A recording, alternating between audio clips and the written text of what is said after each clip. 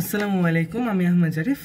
আমি আমাদের দ্বিতীয় অধ্যায়ের আমার জন্য যেটুকু প্রয়োজন পরীক্ষা ভালো করার জন্য সেটা শর্ট সামারি আনছি, অনলি কোশ্চিনগুলো, আর কিছুই না। অ্যাকচুয়ালি আমি ভিডিও দেখবো, মেবি আর কেউ দেখবে না, তাই অত ফর্মাল হচ্ছে না। শুরু করছি আজকের এই ক্লাসটা। প্রথমে জীবের বৃদ্ধি ও বংশগতি আমাদের অধ্যায়ের নাম। আমি কোনো বিস্তারিত ব্যাখ্যা যাব না, কোন অধ্যায় মানে কি, কোনটা কি, জাস্ট আমি সিকিউ উত্তরগুলো বলে যাব।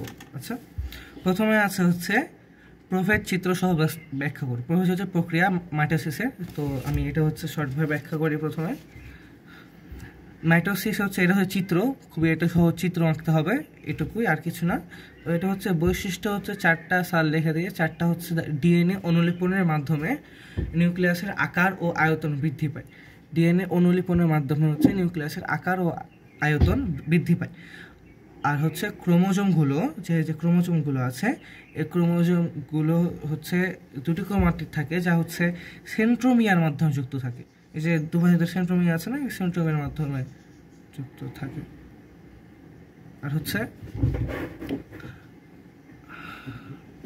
আরেকটা ক্রোমোজোমগুলোর প্যাচ খুলে যায়, তাই স্পষ্ট দেখা যায়। আর নিউক্লিয়ার মেমব্রেন উপস্থিত।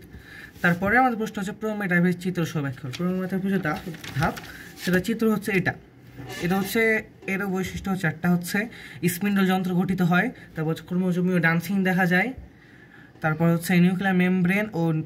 নিউক্লিয়ার মেমব্রেন আর নিউক্লিওলাস বিলুপ্তির পথে, মানে বিলুপ্ত হয়ে চলে যাচ্ছে এক কথায়। আর ক্রোমোজোমগুলো বিক্ষিপ্তভাবে অবস্থান করে। এই চারটা বৈশিষ্ট্য প্রোমেটাফেজের। তারপরে আছে আমাদের মেটাফেজ ধাপ ব্যাখ্যা করো।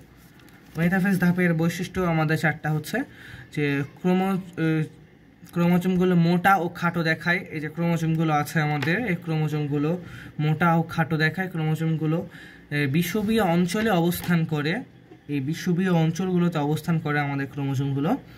আর মেটাকাইনেসিস ঘটে। আর আমাদের নিউক্লিয়ার মেমব্রেন ও নিউক্লিওলাস সম্পূর্ণভাবে বিলুপ্ত, যার কোনো অস্তিত্ব নাই বর্তমানে। এরপরে প্রশ্ন অ্যানাফেজ ধাপ ব্যাখ্যা করো। অ্যানাফেজ চিত্র একা আছে, আমি সেটা ব্যাখ্যা করি। এটা অ্যানাফেজের চিত্র। সেন্ট্রোমিয়ার বিভাজন ঘটে। প্রত্যেকটি ক্রোমোজোম, এটা বৈশিষ্ট্য এগুলো অ্যাকচুয়ালি, প্রত্যেকটা ক্রোমোজোম বিভাজিত হয়ে দুইটি অপত্য ক্রোমোজোম সৃষ্টি করে। তারপর ক্রোমোজোমগুলো বিষুবীয় অঞ্চল থেকে মেরু অঞ্চলের দিকে চলে যায়। আর মেরু অঞ্চল থেকে বিষুবীয় অঞ্চল থেকে মেরু অঞ্চল দেখ। তারপর নিউক্লিয়ার মেমব্রেন ও নিউক্লিয়াস সম্পূর্ণভাবে বিলুপ্ত। আর এই ক্রোমোজোমগুলোতে ইংরেজি অক্ষর BLJI এর মতন দেখা যায়। আমাদের অ্যানাফেজও শেষ। এরপর আছে টেলোফেজ। টেলোফেজ খুব শর্টে ব্যাখ্যা করবো, এটা খুব একটা প্রয়োজনীয় না অ্যাকচুয়ালি। তো টেলোফেজটা মুখোমুখি ব্যাখ্যা করে দিই। আঁকাটাও খুব সহজ, আঁকাটা তেমন কঠিন কিছু না। তো টেলোফেজের কয়েকটা বৈশিষ্ট্য ক্রোমোজোমগুলো সরু ও লম্বা দেখা যায়। এরা একে অপরের সাথে নিজেকে প্যাচে রেটিকুলাম তৈরি করে পূর্বে অবস্থায় ফিরে যায়। নিউক্লিয়ার মেমব্রেন ও নিউক্লিওলাস ফিরে আসে। নিউক্লিয়াস ফিরে আসে। তারপর স্পিন্ডেল যন্ত্র বিলুপ্ত হয়। তারপর সাইটোকাইনেসিসের মাধ্যমে সম্পূর্ণ তৈরি হয়। সম্পূর্ণ কী বলে, আরেকটি মানে দুটি কী বলে বলবো, দুটি জীব কোষ তৈরি হয়। আর এরপর আমার প্রশ্ন সাইটোকাইনেসিসের ব্যাখ্যা। সাইটোকাইনেসিস ব্যাখ্যা খুব ডিটেলভাবে আমাদের বইয়ে দেওয়া হয়নি, খুবই শর্টভাবে দেওয়া আছে।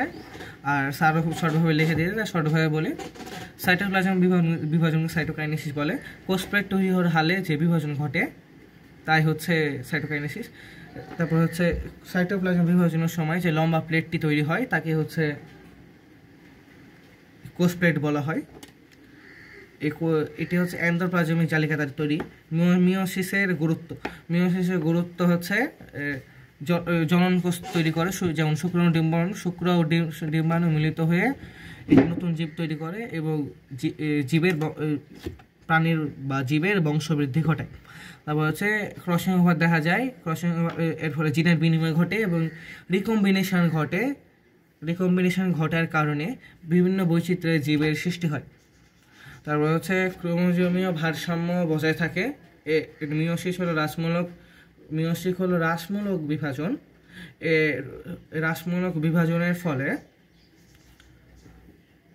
রাসমূলক বিভাজন, এটি ডিপ্লয়েড থেকে হ্যাপ্লয়েড জীবকোষ তৈরি করে। যদি ডিপ্লয়েড থেকে হ্যাপ্লয়েড না হতো তাহলে ডিপ্লয়েড থেকে হ্যাপ্লয়েড হতো তাহলে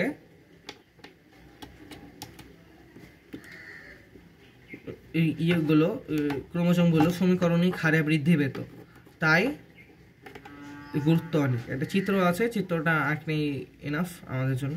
তারপর কিছু হচ্ছে এসকিউ আছে। কোষ প্লেট বলতে কি বুঝো, এটা হচ্ছে সাইটোকাইনেসিস, আমরা অলরেডি ব্যাখ্যা করে নিয়েছি। এরপরে আমাদের কাছে থাকে হচ্ছে মাইটোসিস ও মিওসিসের পার্থক্য। মাইটোসিস আর মিওসিসের পার্থক্য আমি বলি। মাইটোসিস হচ্ছে 1টি থেকে 2টি হয়, মিওসিস 1টি থেকে 4টি হয়। তারপর হচ্ছে মাইটোসিস হচ্ছে ক্রোমোজোম সমান আর মিওসিস ক্রোমোজোম অর্ধেক। মাইটোসিস হচ্ছে ডিপ্লয়েড থেকে ডিপ্লয়েড, আর ওটা হচ্ছে ডিপ্লয়েড থেকে হ্যাপ্লয়েড। তারপর হচ্ছে নিউক্লিয়াসের বিভাজন একবার হয়, নিউক্লিয়াসের বিভাজন 2বার হয়। তারপর হচ্ছে কি বলবো ওটাকে, মানে ক্রোমোজোমীয় কি দেখা যায়, মানে ক্রোমোজোমীয়